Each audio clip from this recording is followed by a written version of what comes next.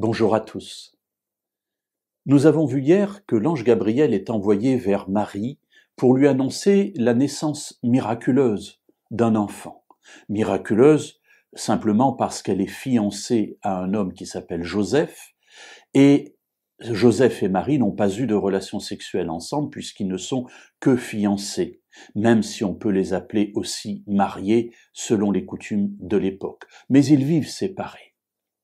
Et l'ange continue son annonce. Lisons cela dans l'Évangile selon Matthieu au chapitre 1er et au verset 21 à 23.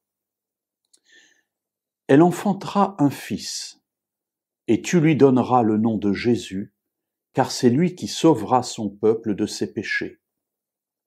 Tout cela arriva afin que s'accomplisse ce que le Seigneur avait déclaré par le prophète. Voici que la Vierge sera enceinte.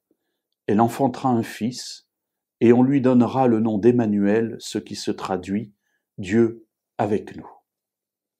Alors sans doute, en lisant ces passages depuis fort longtemps, vous vous êtes posé la question de savoir, mais comment doit s'appeler cet enfant? Parce que d'un côté, l'ange dit à Joseph qu'elle va enfanter un fils et que lui, Joseph, devra lui donner le nom de Jésus, Yeshua, Dieu sauve, et il donne la raison, parce que c'est lui qui sauvera le peuple, son peuple, le peuple de Dieu, de ses péchés. Il ne s'agit pas de sauver de la présence des Romains, on n'est pas du tout dans cette perspective-là pour Dieu, mais cet enfant à naître sauvera son peuple de ses péchés, et on le nommera Yeshua, Dieu sauve.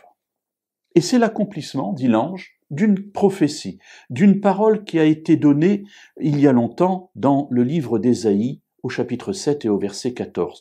Voici que la Vierge est enceinte, elle enfantera un fils et on lui donnera le nom d'Immanuel, ce qui se traduit Dieu avec nous. On doit l'appeler Dieu avec nous et on lui donnera le nom de Dieu sauve.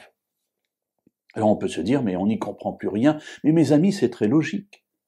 Cet enfant à venir n'est pas un enfant comme n'importe qui, c'est le Sauveur, le Messie de Dieu promis depuis le premier péché.